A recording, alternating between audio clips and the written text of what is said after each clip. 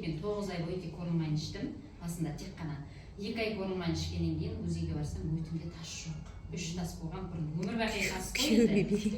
Соны дейтін, мен еще қоймаймын ана УЗИден шықпаймын, точно менде тас болды деймін, тас жоқ, соны қуандым. Ол тас сізге приступ бірдей беріп жүрді ма? Туды ішкеннен ба? Судың өзінен ері беріп қалған, ана қорылмай дейтін суды ана тасты жібітіп ісіндіреді, бірінші жайлап сосын бірінші ісіндіреді дейді. Бірінші тасым кетті өтте, менде панкреатит, холестерин, эрозия асқазан ауырады, апат, мынандай 43 кило мынандай болдым, XS келетін болдым, 3 жыл бұрын. Осы қаралға келіп асқазанды емдедім, полный панкреатит, асқазан ауыратына жара, бәрі кетті менде. Силимакс іштім, одан кейін после концепция, барлығын іштім, концепция іштім, коллаген, гиалурон іштім. Сол асқазаннан құтылдым ауруынан, салмақ қостым сосын.